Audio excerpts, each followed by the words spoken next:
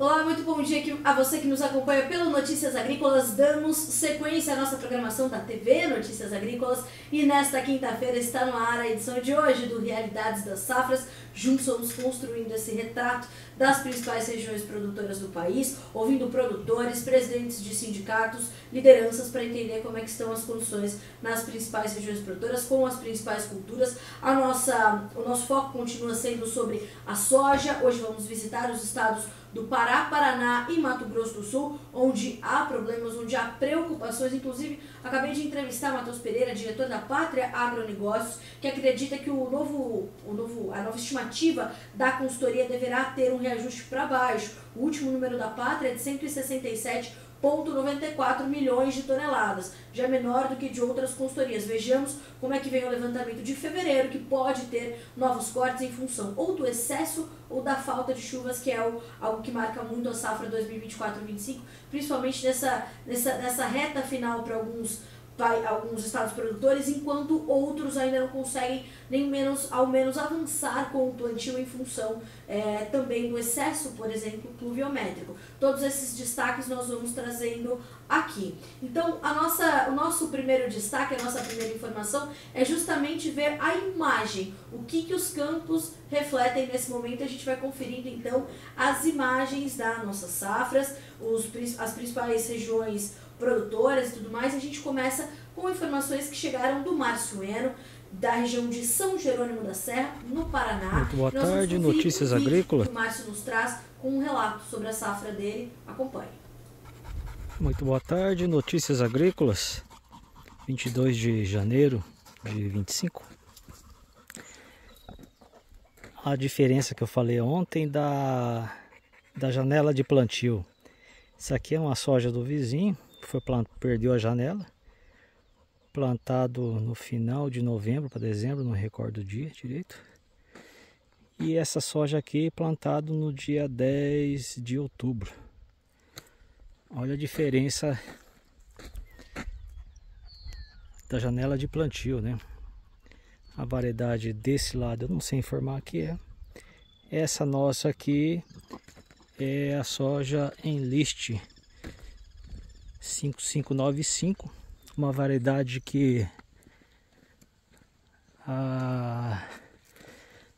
onde podemos aplicar o 2,4-D, né, para controle de, não o 2,4-D, mas o Enlist para controle de caruru. Muito bem carregada. Muito bem carregada. Já está na fase R5.5.4 mais ou menos, finalizando o enchimento. E aqui uma variedade em floração ainda. Olha a diferença, nem vagem não tem ainda. Foi começando a soltar uns canivetinhos. Essa é a diferença quando se perde a janela de plantio. Já estamos com 120, 130 milímetros em 5 dias.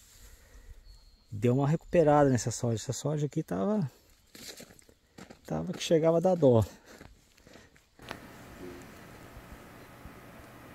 Bom, e o que vocês puderam, então, acompanhar nesse vídeo do Márcio foi essa diferença de duas lavouras que foram ali plantadas em datas diferentes e variedades diferentes também. Então, esse registro é bastante importante. Isso deixa bastante evidente também a irregularidade da soja 24-25 do Brasil.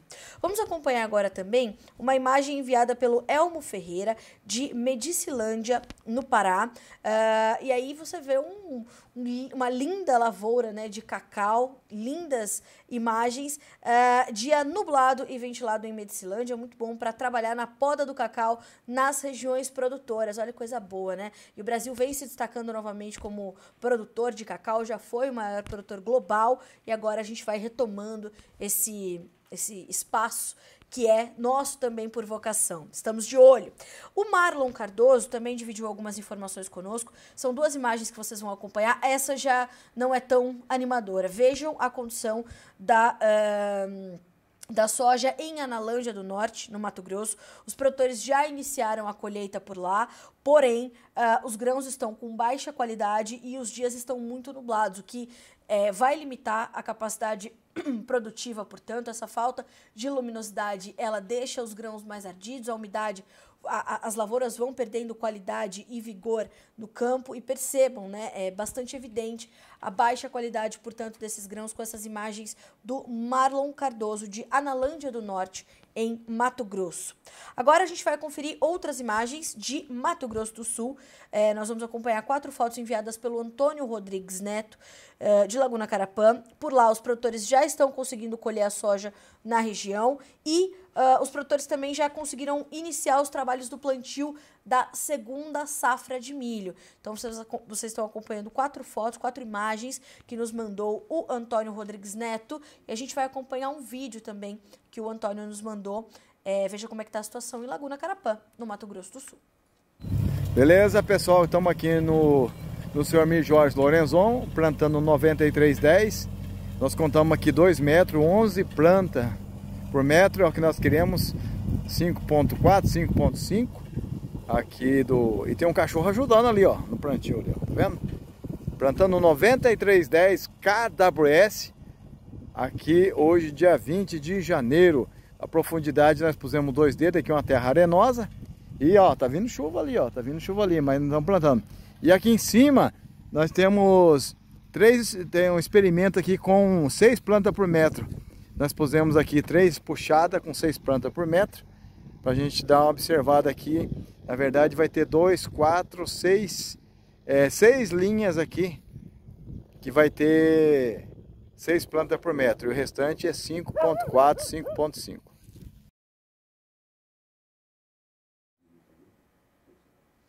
Bom, importante acompanharmos essas informações, esses registros visuais para a gente entender para onde está caminhando a safra brasileira. Inclusive, você pode participar mandando também as suas imagens. Você pode nos enviar esses registros, fotos e vídeos pelo 19 99767 0241, que é o nosso número de WhatsApp. Ele está aparecendo aí na sua tela, 19 99767 0241. Esse número é importante você mandar, além dos seus registros, nome, sobrenome, cidade e estado, para a gente poder dar o crédito a ti e também registrar de onde vem essa foto, de onde vem esse vídeo, deixar registrado aqui para nós no Realidades das Safras. E agora, depois das imagens, vamos conferir os relatos também dessas lideranças todas que a gente ouve aqui nas nossas entrevistas da safra.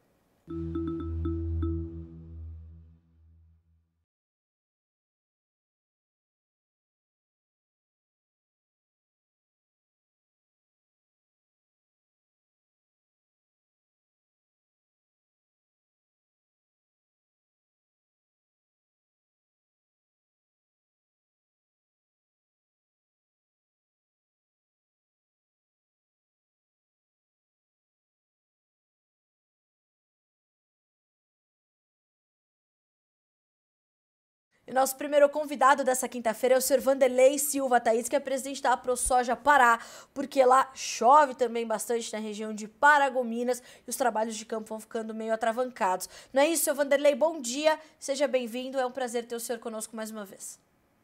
Bom dia a todos, notícias. É verdade, aqui nós estamos vivendo um momento de muita chuva, né? O Polo Paragominas mesmo aí, nós estamos atrasados aí, atrasamos aí a largada aí uns 20 dias que não chovia. E agora nós estamos aí bem atrasados, muita área para se plantar nesse polo aí, que compreende ali de Rondon, Abel Figueiredo, subindo aqui para Paragominas, Tailândia, né? E já o sul do Pará, esperando dar uma treguinha com a BR-163, a chuva para colher, né? Nós estamos estadigando, nós tem diferentes calendários aqui, né? É verdade. Seu Vanderlei, qual é a maior preocupação do senhor nesse momento? É de fato concluir o plantio ou é avançar com a colheita? Ou esses dois cenários vão se chocar em algum momento e trazer bastante preocupação para o produtor? É os dois, porque veja bem, nós estamos já com soja dessecada na BR-163, ele no sul do Pará, algumas localidades que começaram essa semana a colher no 63, está tendo dificuldade de colher, grãos avariados, né? Na 158 ali no sul do Pará não é diferente, algumas propriedades que tem postado essa condição. E nós aqui perdendo, né, perdendo já a janela de safrinha da segunda safra, o momento exato de fazer a semeadura da primeira safra e já comprometida aí a segunda safra aqui na região nossa. Então, é dor de cabeça para todos os lados dos polos aí, né? Um que está colhendo e a gente que está plantando, né? Essa dificuldade grande que nós estamos tendo aqui hoje. Seu Vanderlei, se a gente olhar para esses dois polos, a gente já fala em potencial produtivo menor, já se registra a perda de produtividade nas duas situações? Olha, tipo assim, o primeiro início de colheita que a gente começou a monitorar ontem, está tendo uma colheita um pouco abaixo do esperado. A gente tem que esperar firmar primeiro para dizer da possível quebra. Eu acredito, por exemplo, eu já estou replantando alguns pedaços aqui onde a gente semeou, estava chovendo, né? Junta fator de algum problema de vigor de semente, junta uma coisa com a outra, a gente acaba tendo perca, né? E aqui no início, alguns já replantaram porque não nasceu lá atrás, que não choveu. Então, você perde a janela, você perde a capacidade produtiva, isso aí não tem dúvida, né? Mas não dá para afirmar o tamanho dessa perca, está muito cedo ainda, né? Já começou essa semana a nossa colheita no outro polo do estado, nos outros dois polos, e aqui a gente não finalizou. Mas com certeza isso aí há uma tendência, de repente, a gente ter uma quebra. Não sei dizer o tamanho. Tudo que você passa da hora de fazer, você tem problema, né? Isso é um fato. Agora, isso tudo vai trazendo também preocupações que se arrastam para o plantio da segunda safra de milho. Como é que vocês estão se organizando e criando essas estratégias diante, principalmente, dessas condições de clima? Tem semana que melhora, na outra semana as condições voltam a ficar adversas, né, seu Vanderlei? A irregularidade climática está marcando muito forte essa temporada.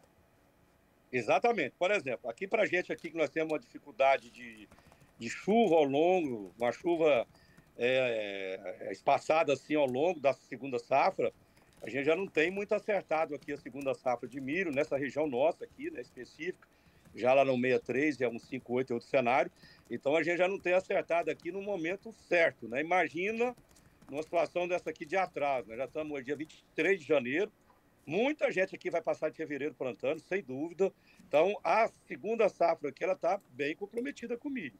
E eu vou dizer até mesmo com o gergelim, que a gente tem essa opção, e sorgo também, né? A perca, ano passado, aqui, com falta de chuva no fechamento da segunda safra, ela foi meio que geral. Então, imagina, e lá o ano passado a gente começou mais cedo o plantio, imagina agora, né? Então, é difícil. Seu Vanderlei, como é que isso impacta os negócios? Eu tive o privilégio de apresentar aqui o Realidades das Safras, enquanto o Guilherme está ali colhendo informações em Goiás. Eu tenho perguntado muito isso para os nossos entrevistados por aqui. Como é que o senhor está vendo o avanço da comercialização diante de tanta incerteza no campo? Porque é difícil o produtor tomar a decisão de vender a sua soja ou o seu milho sem saber o que vai tirar da lavoura, né, seu Vanderlei?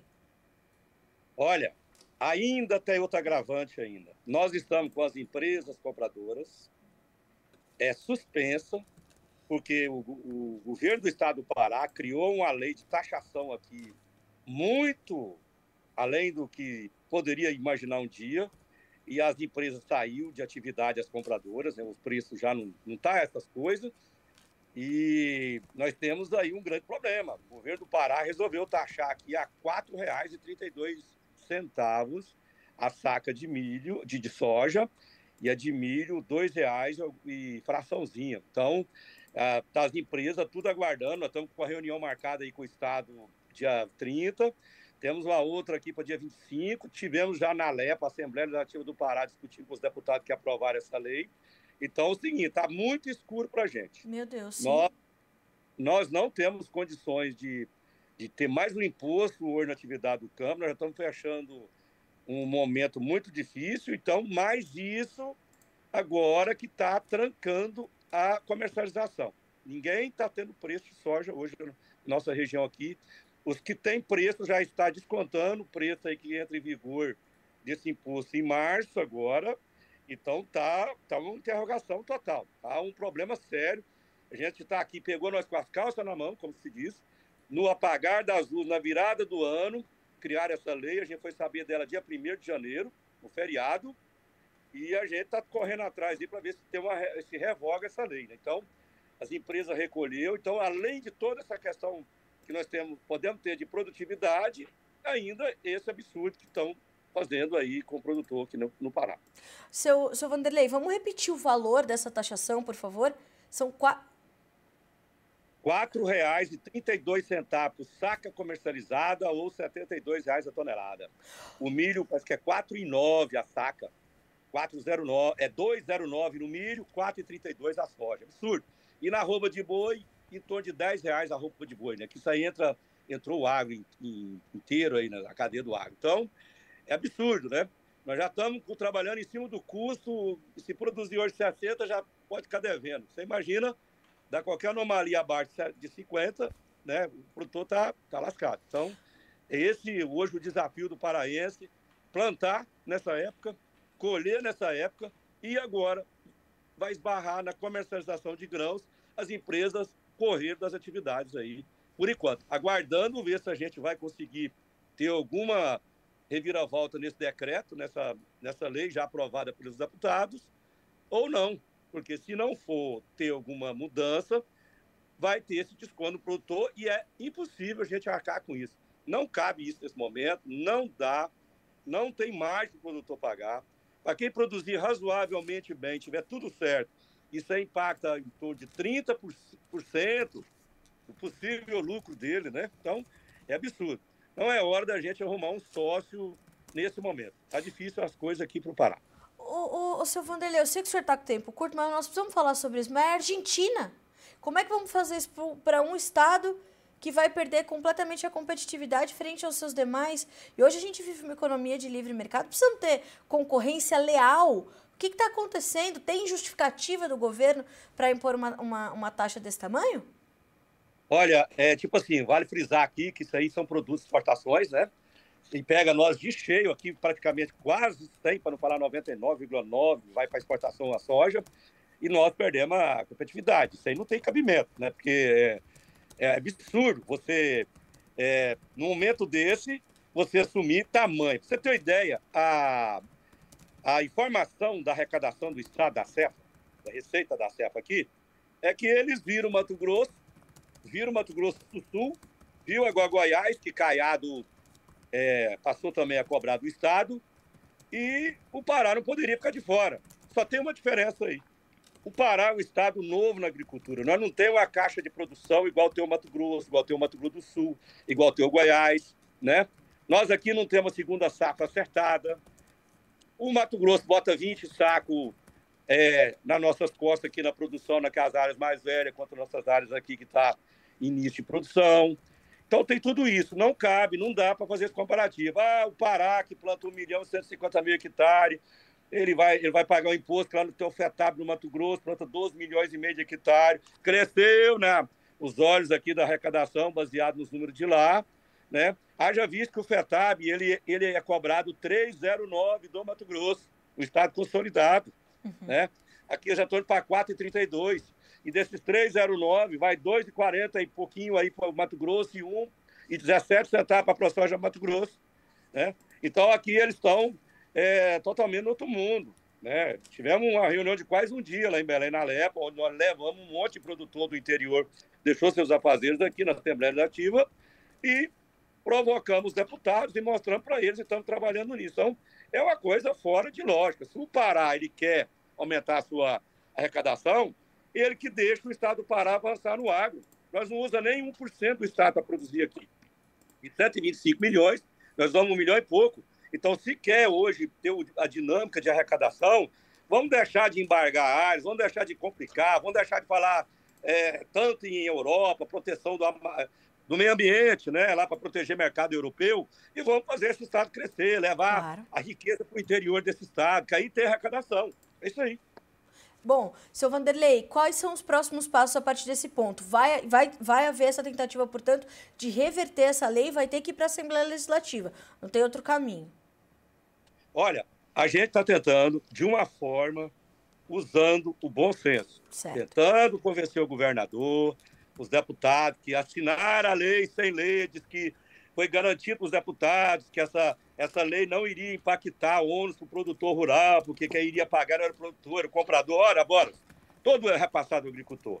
Isso é uma infantilidade, uma situação dessa. Mas aí os deputados que não imaginavam e assinaram unânime, né, dentro da Assembleia. Então, nós estamos tentando aí convencer o governador, que é produtor rural também, pelo bom senso. Se a gente não conseguir pelo bom senso, a gente vai ter pelos caminhos que nos dão, que é legal isso aí, é inconstitucional. Né? Então, nós estamos tentando conversar, esclarecer toda essa questão que não é viável, que nós estamos no limite. Não dá para a gente pensar em plantar aqui hoje, pagando isso aí desse momento. Nós temos 2 anos que nós estamos vivendo um mercado ruim de soja e esse ano não está diferente. Então, esse é o nosso trabalho. O ProSoja trabalhando junto aí com os sindicatos rurais, junto com a federação, e a própria Federação da Indústria está encampada isso aí da exportação de carne também, do boi. Então, nós estamos batendo e na boa. Se não for na boa, eu acredito que o governador vai se sensibilizar.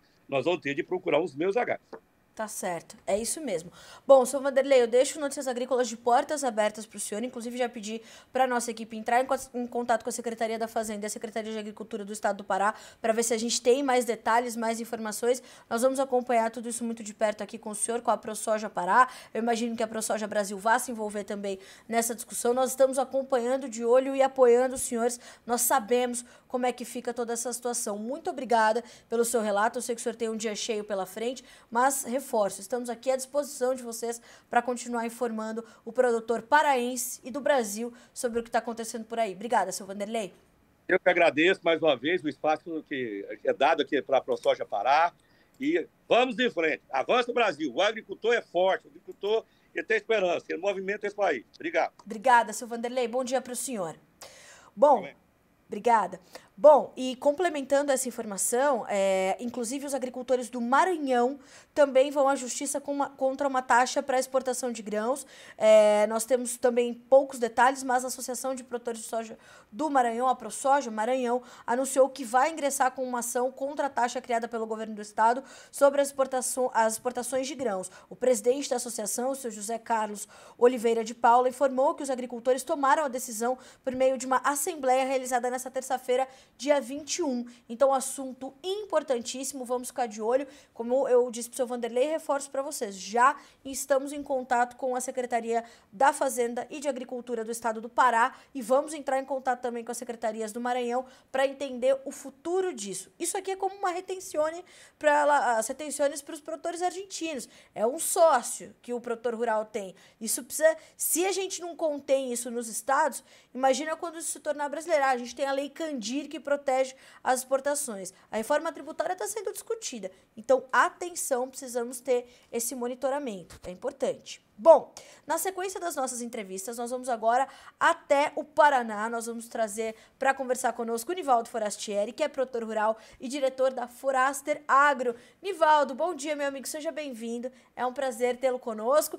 E eu falei, dei sorte aqui, viu, Nivaldo, que eu peguei o Realidades das Safras esses 2 dias, aí tô só recebendo gente da alta desse agronegócio brasileiro. Seja bem-vindo.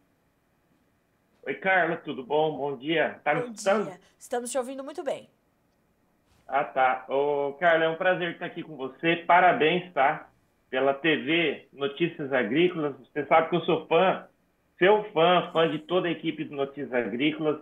E eu torço muito por vocês e esse novo projeto vai dar muito certo, viu? Obrigada, Nivaldo. A gente fica feliz. A gente está aqui nesses testes e recebendo esses feedbacks para nós é muito importante para que a gente coloque tudo em pé, que a gente está planejando aqui para esse 2025, uma equipe muito empenhada. A gente fica feliz de estar agradando, tá dando certo. O Guilherme está lá em Rio Verde, Goiás, também recebendo boas respostas. Então, a gente vai estender isso aqui para o dia inteiro ficar com vocês, viu, Nivaldo? Não, vai ser legal demais. E eu convido os produtores, quem tem empresa, escritório, enfim, colocar ali na TV do seu escritório, colocar na TV da sua empresa Notícias Agrícolas.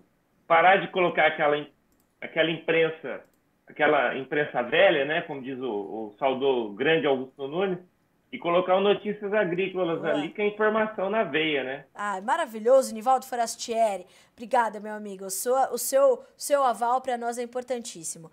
Agora, meu amigo, como é que tá a situação por aí no Paraná? Você está na região de També, mas você tem também, né, produção em outros estados. Mas vamos falar primeiro do Paraná. Como é que tá a situação por aí? Me parece que a falta de chuvas está preocupando o produtor da sua região, certo?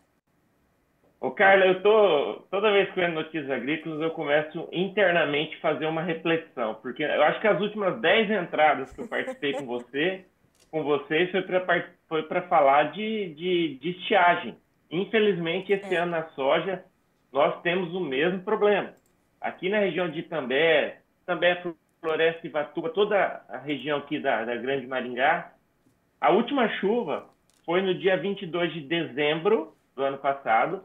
Até o dia 22 de dezembro, a safra vinha de uma forma muito boa, o clima perfeito, sabe? Chovia, sol, calor, chovia, sol, calor. Mas, infelizmente, aqui na região, as últimas chuvas foram no dia 22 de dezembro, retomando essas chuvas no dia 18 de janeiro. Então, ficamos aí quase que 30 dias sem chuva e muito calor, né? O que ajudou um pouco foram que as noites foram um pouco mais frescas do que o ano passado. O ano passado derreteu tudo, né? é. Porém, a região perdeu sim e vai perder produtividade com mais essa estiagem bem na hora crucial que é o enchimento de grão aqui da soja, da primeira safra de soja. Nivaldo, a gente já consegue mensurar o tamanho desse problema, o tamanho dessas perdas, perda de potencial produtivo, redução do tamanho da safra da região? O que você já tem que é possível a gente registrar nesse momento? Olha, conversei bastante com os agrônomos que dão assistência aqui na região, também andei as áreas que eu planto. Hoje o pessoal tem calculado algo em torno de 30% a menos do potencial produtivo que nós teríamos, né? Então, se a gente colocar um horizonte aí de um potencial de 70 sacas por hectare, que seria um potencial produtivo aqui da região, a gente hoje está operando de 45 a 50 sacas aí como potencial produtivo hoje, né? Mas a gente sabe que conforme vai passando o tempo, a soja foi pega em determinadas situações com essa estiagem, a gente pode ter mais do que isso. Mas hoje, os produtores, os agrônomos, todo mundo que trabalha aqui com agricultura na região está passando algo de 30% a menos do potencial produtivo que nós teríamos. Teríamos uma excelente safra, a nossa região vem passando por muitas intempéries climáticas seguidas, tanto primeira como segunda safra. Então, seria muito importante o produtor ter uma boa safra esse ano. E a gente está falando de. Eu falei para o seu Vanderlei, agora presidente da ProSoja Pará, questionei sobre a questão de a dificuldade na estratégia de comercialização diante de um ano como esse, né, Nivaldo? É difícil entender o que vai sair do campo para saber o quanto comercializar, o quanto vender. Como é que é essa condição climática, que ainda tem muito para acontecer, né? Ainda algumas surpresas podem vir. Como é que isso acaba afetando na estratégia comercial de vocês por aí nesse momento? Então, Carla, nós aqui na região, é aquele negócio, né? Gato escaldado tem medo de água, né? Nós tivemos no passado situações de washout, né? De não cumprimento de contrato. Isso faz com que o produtor ele fique reticente.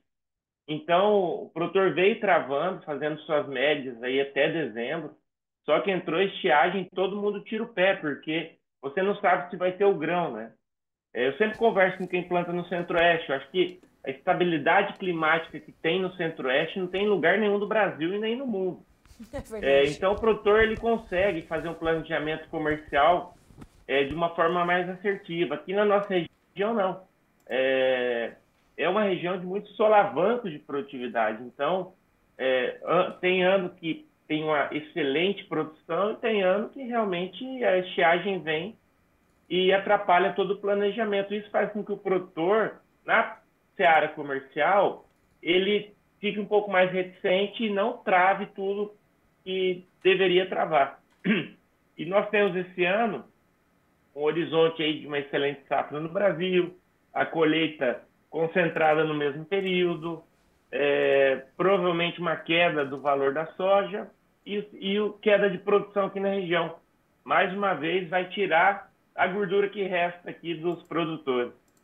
E isso é muito sério porque nós estamos falando de uma próxima safra, né, Nivaldo, que tem ali uma perspectiva de custos mais elevados, um dólar ainda bastante alto e a segunda safra de milho já comprometida por todo essa complicação que a soja sofre. Então, os próximos passos deverão exigir muita cautela. Quais são as perspectivas de vocês, diante do que você me registrou, também para a segunda safra de milho aí na região?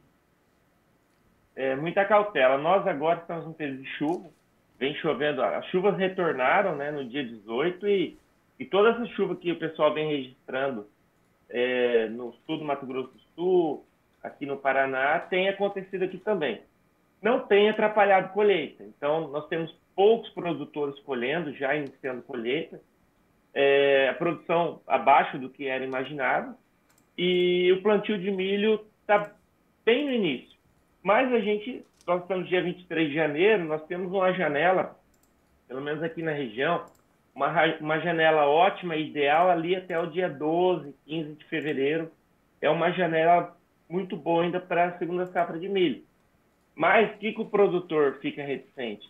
Porque a gente está vendo a característica da laninha esse ano, né? Então fica longos períodos sem chuva e depois chove tudo de uma vez. A grande preocupação é chover muito agora e no desenvolvimento do milho faltar chuva mais uma vez, como foi em 2024.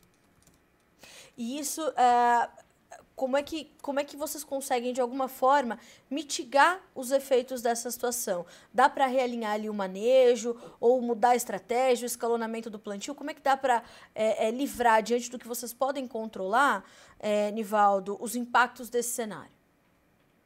Olha, Carla, não tem como reduzir investimento.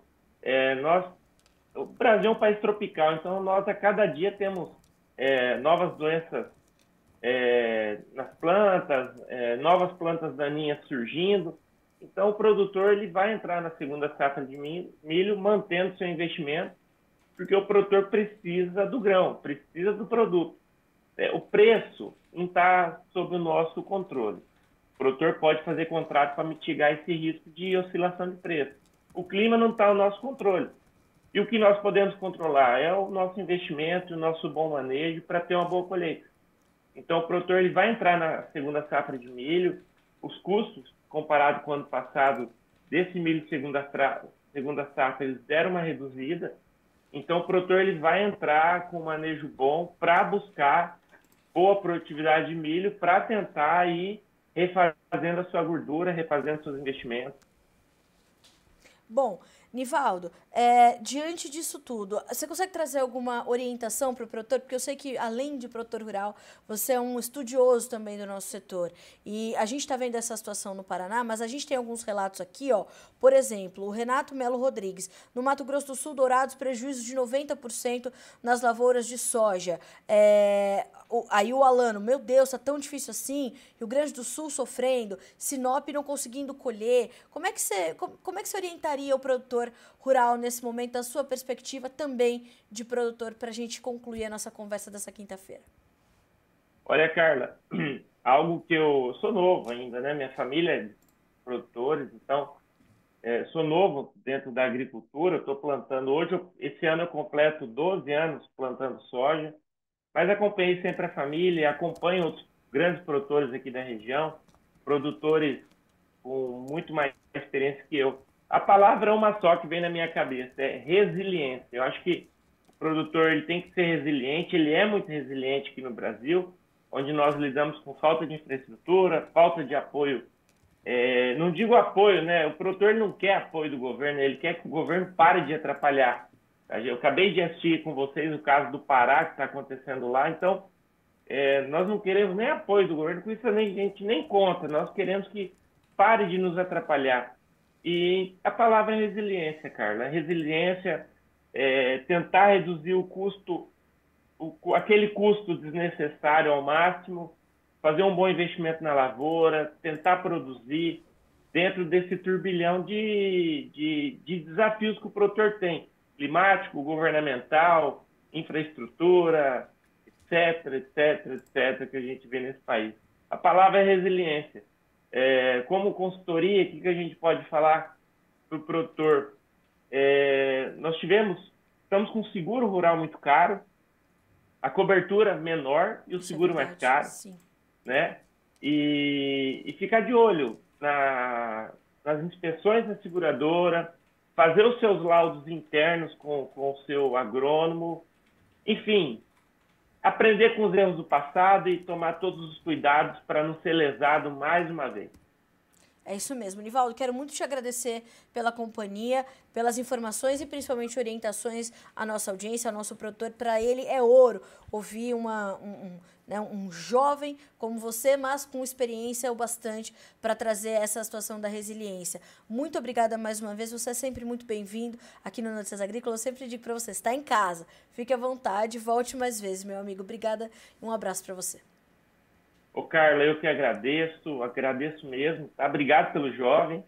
E assim, fico à disposição, toda a nossa equipe no escritório também à disposição. E gostaria de dar novamente parabéns para você. É um prazer estar aqui com você. Eu ia fazer da lavoura, não deu tempo. Aí eu estou em casa hoje, eu só vou para o escritório no período da tarde. E muito obrigado, estou sempre à disposição, parabéns para você e para toda a equipe. Tá? É um prazer estar aqui com você. Você sabe que eu acompanho vocês, acompanho o João Batista Oliveira ao meio-dia. Conforme eu vou podendo, eu vou assistindo e acompanhando as notícias. E indico aos produtores, e mais uma vez, as empresas do agronegócio, coloque o TV Notícias Agrícolas aí na sua televisão, para que essa imprensa velha que só vem nos prejudicando cada dia mais. Coisa boa, obrigada, Nivaldo. Você, como eu falei, você é de casa. Obrigado, meu amigo. Para nós é um privilégio e um prestígio ter a sua audiência e a da sua família. Uma boa semana para você, um abraço para você, para Carol e para toda a sua família. Obrigada. Um abraço, fica com Deus. Amém. Tchau, tchau. Tchau, tchau. Eita, senhoras e senhores, aí, sabe o que é? Tem alguns valores no campo que são inegociáveis.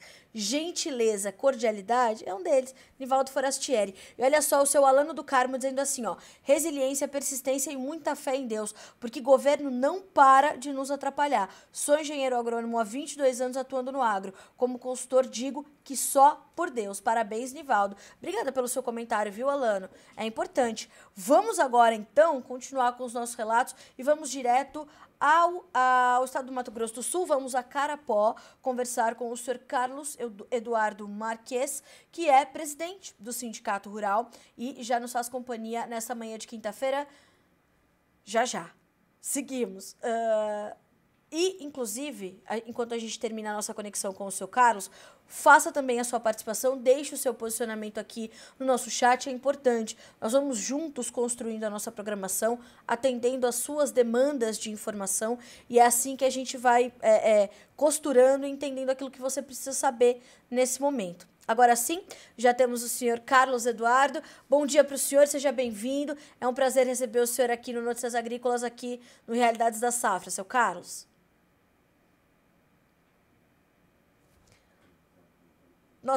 Eu vou pedir para o senhor só ativar o seu microfone, nós não estamos conseguindo lhe ouvir. A gente vai ajustar ali a nossa conexão com o seu Carlos. E ainda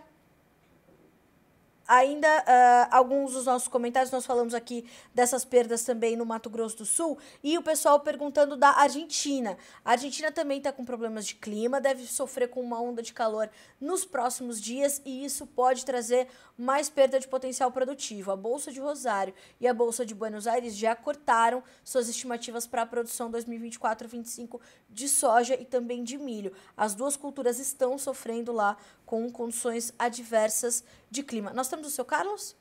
Ainda não temos. Estamos ajustando ali a nossa conexão. Vamos ver algumas informações importantes, algumas notícias que marcam também as safras brasileiras. E a gente começa com as informações sobre a colheita do feijão, que segue para a sua fase final. Então, segundo as últimas informações do IBRAF, o Instituto Brasileiro do Feijão, atualmente o mercado do carioca no Paraná apresenta uma situação curiosa. Enquanto alguns comerciantes relatam um bom volume de negócios, outros descrevem o mercado como calmo, com pouca demanda. A colheita segue para sua fase final em meio às chuvas de verão. O preço máximo para a melhor qualidade do feijão carioca está em torno de R$200 por saca. Abaixo desse valor, há uma ampla variedade de produtos com diferentes níveis de qualidade e preços disponíveis. os empacotadores de polo, os consumidores parecem adotar uma estratégia de aguardar até o último momento para realizar as suas compras. Essa abordagem visa minimizar o risco de novas quedas nos preços. No entanto, é importante destacar, ainda segundo o IBRAF, que conforme a colheita se aproxima do final, a possibilidade de baixas significativas nos preços tende a diminuir, gerando uma expectativa de estabilização. Vejamos então, ao passo em que a colheita se encerra, aí o mercado entende o tamanho da oferta, vai entender o comportamento da demanda, os preços ficam ali meio de lado, sabendo para onde vão. Estamos de olho, portanto, também nessas informações do feijão, e vamos trazer o feijão aqui também para o Realidades das Safras. Bom, ainda sobre a safra de Goiás, uma segunda informação importante de hoje é de que no quarto dia, as equipes técnicas e institucional saíram de Santa Helena de Goiás na expedição Safra Goiás e seguiram para os municípios de Bom Jesus, Inaciolândia, Itumbiara, Joviânia, Edéia, Pontalina, Piracanjuba e Morrinhos. E na maioria dessas lavouras, observou-se o plantio realizado no momento ideal e as condições climáticas favorecendo o desenvolvimento das vagens, que agora apresentam bom enchimento de grãos e áreas prontas para o início da colheita. As plantações da região possuem alta densidade de plantas por hectare e excelente potencial produtivo. Olha só, se a safra não é feita também de boas notícias nessa temporada 2024-25. O destaque foi o controle pontual de percevejos e o uso eficiente de tecnologias que mostraram a força do manejo agrícola no sul do estado de Goiás. Além das áreas realizadas nas lavouras de soja, a expedição Safra Goiás, por meio da equipe institucional, leva informação para os sindicatos rurais e ouve as demandas dos produtores, o que é fundamental para a gente entender o tamanho real, portanto, dessas análises todas.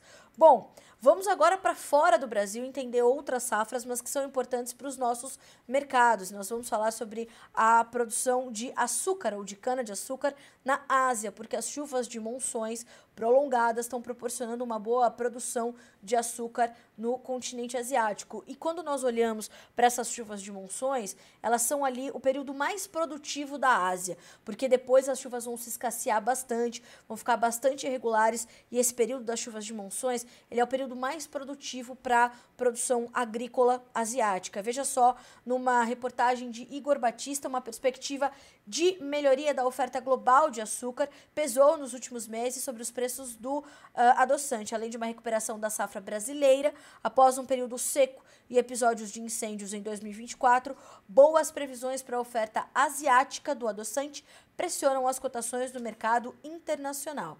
De acordo com informações da Lívia Códia, que é coordenadora de inteligência de mercado da Headpoint Global Markets, a consultoria espera que a Índia produza próximo de 31 milhões de toneladas de açúcar. E note que este número está acima da média do mercado, que aponta cerca de 28 milhões de toneladas. A Índia reporta uma menor área, doenças e atrasos, entretanto o período de chuva foi favorável e a queda de produção anual registrada até o momento parece um resultado direto de um início de moagem tardio. Porém, se faz necessário manter um monitoramento do país, já que a decisão de exportação pode afetar os preços internacionais.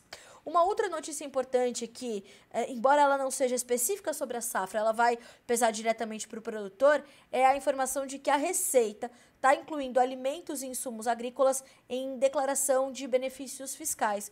Veja só, segundo as informações da Diamantino Advogados Associados, a Receita Federal incluiu 45 benefícios fiscais que devem ser declarados pelos contribuintes na declaração de incentivos, renúncias, benefícios e imunidades da natureza tributária. Entre eles estão benefícios fiscais aplicados a alimentos e insumos agrícolas. Essas alterações estão previstas na Instrução Normativa 2241, que atualiza a lista de benefícios tributários sujeitos à declaração.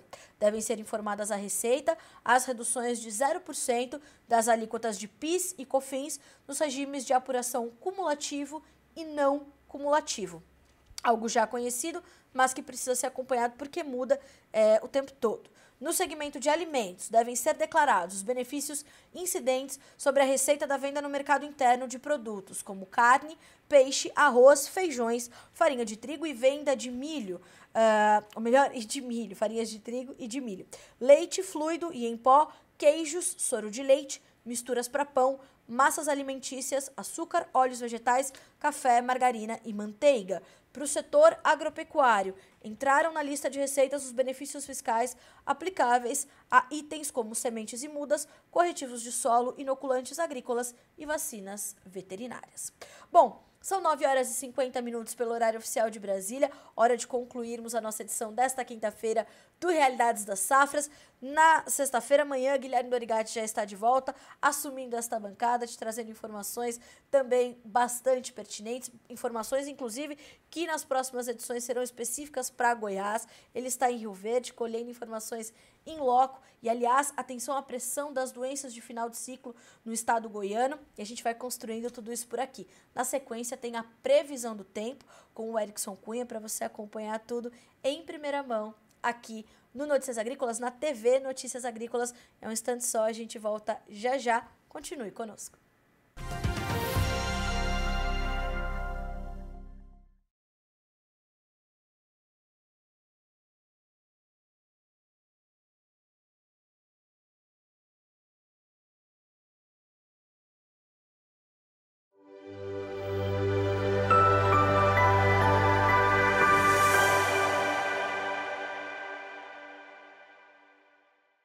Em 2024, a cultura da soja completou 100 anos no Brasil.